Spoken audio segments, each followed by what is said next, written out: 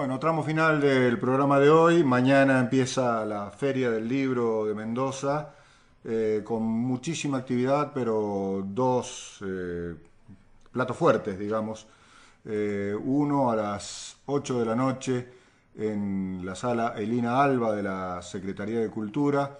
Ahí estará el colega y escritor Osvaldo Bazán presentando la segunda edición, podríamos decir, o la edición remozada o renovada de la historia de la homosexualidad en la Argentina. Lo tenemos anticipadamente por teléfono, así que también le anticipamos la bienvenida a Mendoza. Miriam Arancibia y Julio Rudman, te saludamos. Osvaldo, gracias.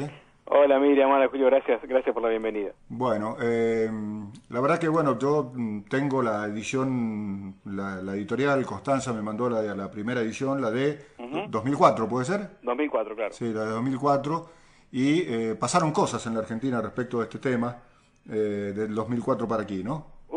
Sí pasaron cosas. Pasaron tantas cosas que cuando el año pasado se estaba debatiendo la ley, yo me dije, bueno, si sale la ley, efectivamente el libro necesitaba unas 150 páginas más, que fue lo que finalmente terminé agregándole, porque entre el 2003 y el 2010, digamos, este libro, porque esta historia ha cambiado y cambiado radicalmente. Claro.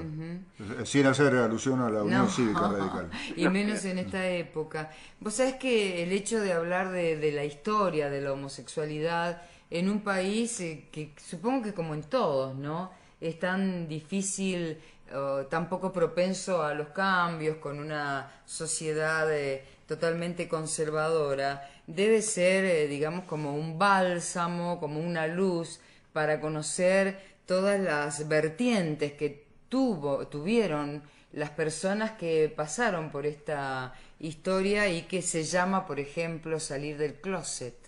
Sí, bueno, Miriam, mira, en realidad, digamos, tan totalmente conservadores no somos, ¿no? De hecho, estamos entre los 10 países del mundo que tienen esta ley.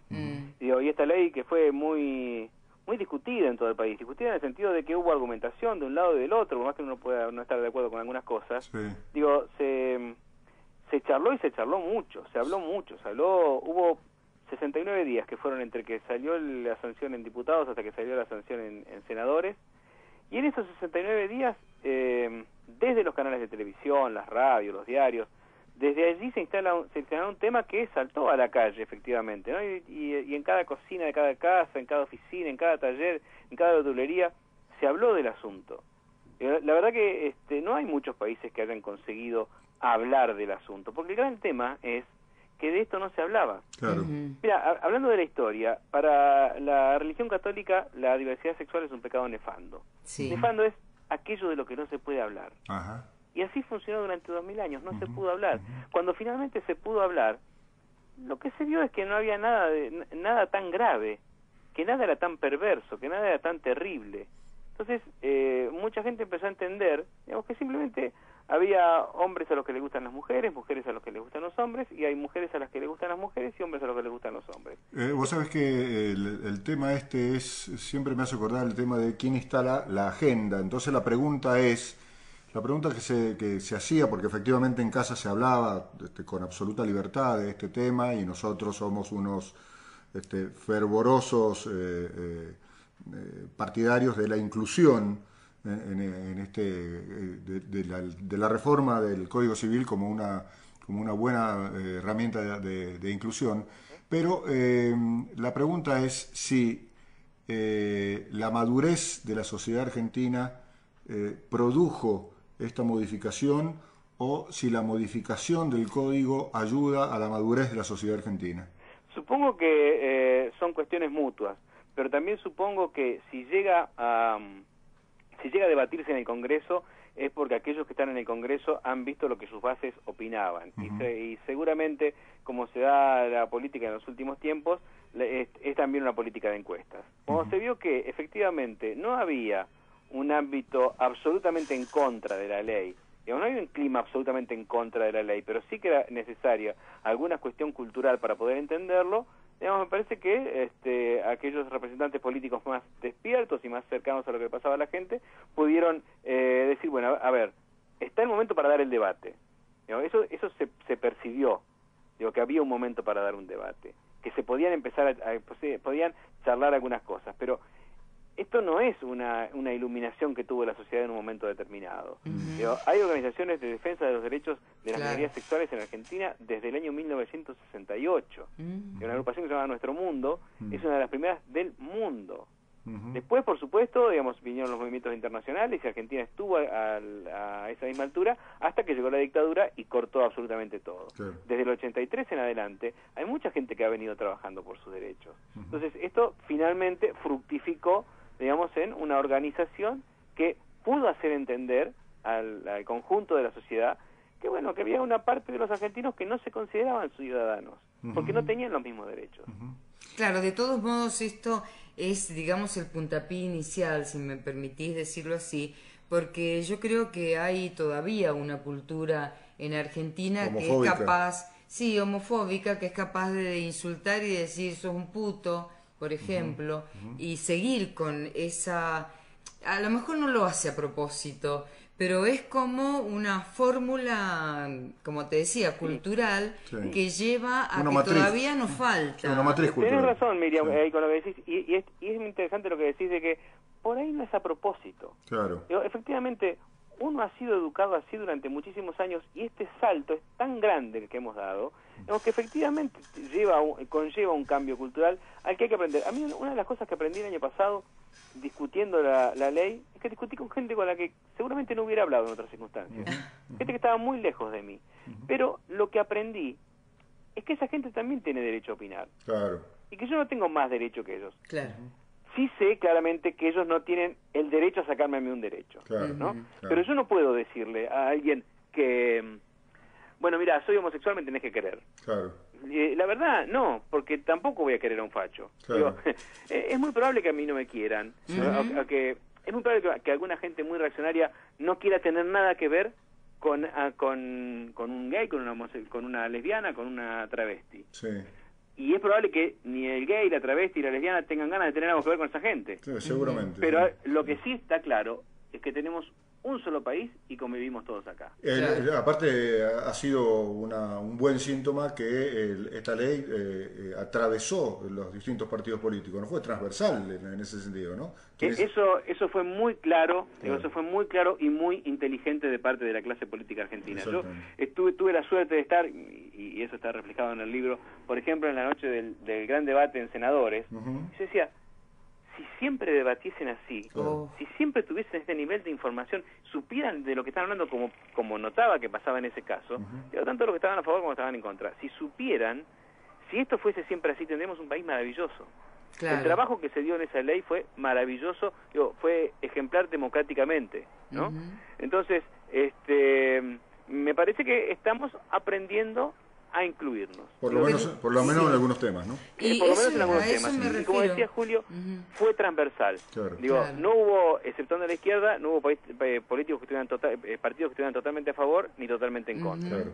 Pero tampoco hay que sustraerse del tema de que estas situaciones son esenciales, como la del divorcio, por ejemplo, la del divorcio vincular, que cada uno, bueno, en su conciencia. Entonces lo que uno tiene que esperar es que todo sea sustancial para esta sociedad y que podamos actuar también por conciencia. A ver, te pregunto por la obra puntualmente, porque esta es la segunda parte de aquella del 2004, y la pregunta es precisamente cómo fue el trabajo de armar esta historia de la homosexualidad en la Argentina, cuáles fueron las fuentes, si hay antecedentes, si vos tenías antecedentes escritos en forma de libro de esto.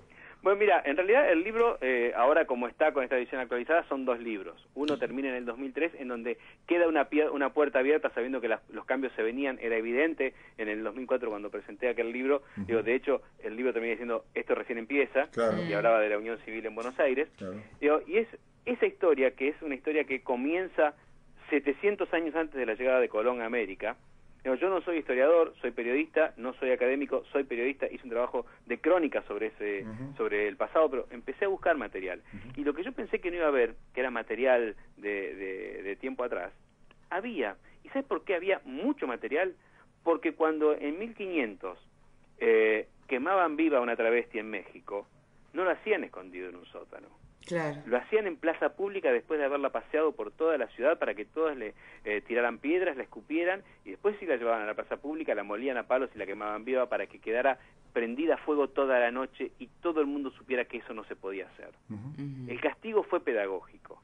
El castigo fue pedagógico. Entonces, a lo largo de todos los años, de eso sí quedó documentación, de la represión. En realidad la primera parte del libro es la historia de la represión a la diversidad sexual, ¿no? Porque no nos quedan las cartas de alegría que seguramente ha pasado esa gente, sino, digo, porque eso sí era secreto. Claro. Lo que no era secreto era su represión, ¿no?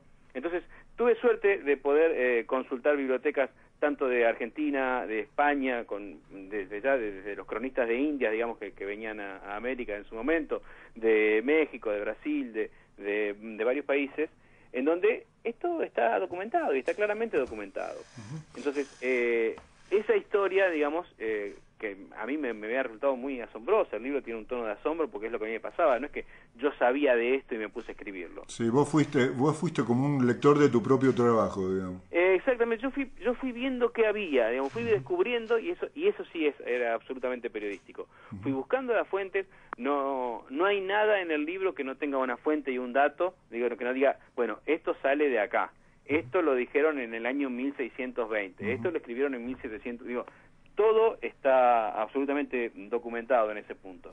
Y sí, ahí sí hay un gran cambio con respecto a lo que es la nueva parte, porque lo que pasa del 2003 hasta ahora es algo que yo viví, y que en cierta medida me tuvo como un testigo bastante privilegiado. Sí, protagonista incluso. Yo conocí bastante, digamos, y conozco bastante a aquellos que hicieron las cosas desde el 2000 para acá, Sí. ¿no? Entonces pude hablar con las organizaciones, pude hablar con los políticos, pude estar presente en el momento de las votaciones, pude ver el entramado político de cómo fue que esta ley consiguió salir desde que en el 2005 el diputado Di Polina del socialismo presenta el primer proyecto, digamos, en diputados, que era muy parecido al proyecto español, y cuáles fueron todos los pasos que se fueron dando hasta el día en que la presidenta Cristina promulga la ley ahí en Casa de Gobierno, y de ahí en más hasta las primeras fiestas de casamiento en las que tuve la alegría de ir.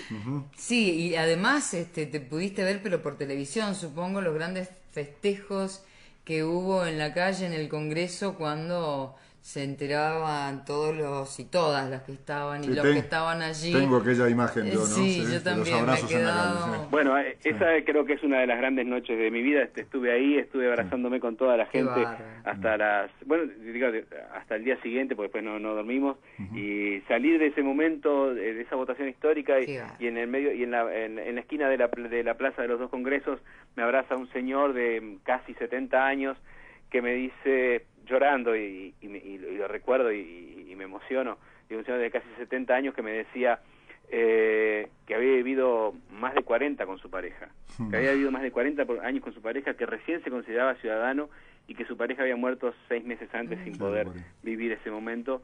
Digo, la verdad que nos quedamos ahí abrazados con el señor, que nunca más vi, no sé ni quién era, pero nos quedamos abrazados llorando durante, no sé, media hora. Fue un momento mágico, sí. Existe, ¿viste? Así con este tono, supongo que Diego Pedernera y Raúl El Macoco Guajardo van a presentar a Osvaldo Bazán mañana, en el primer día de la Feria del Libro de la Inclusión, así se llama esta edición de la Feria del Libro de Mendoza. Insisto, a las 8 de la noche en la sala Lina. ¿Hace mucho que no venís a Mendoza? Estuve en la fiesta de la vendimia. Bien. Bueno. Estuve en la única noche que se hizo la fiesta. Sí. Este año pude estar porque hice un programa especial para TN. Yo tengo un programa en TN todos los viernes a la noche, se llama Agenda Nacional. Y me gusta recorrer y pude compartir tanto el desfile de la noche anterior, que recibí un melonazo en la cabeza. No te puedo creer.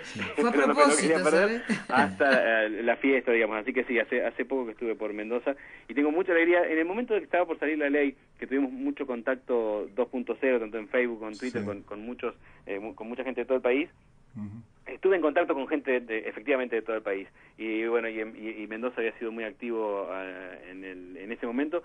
Y les había dicho que cuando saliera el libro y finalmente ya estuviera todo bien, quería compartir el libro con toda aquella gente que de una u otra manera contribuyó a hacer esta historia, porque esta historia, como muy bien dijo Cristina esa día de la promulgación, esta historia, ella dijo: estoy promulgando más que una ley, una construcción social que le pertenece a la sociedad que la creó. Buen remate, gracias Osvaldo, te esperamos mañana, será un verdadero honor, un gusto verte por aquí, por Mendoza, en una tarea tan maravillosa. Y te seguimos por Twitter, te seguimos por Twitter porque siempre estás ahí.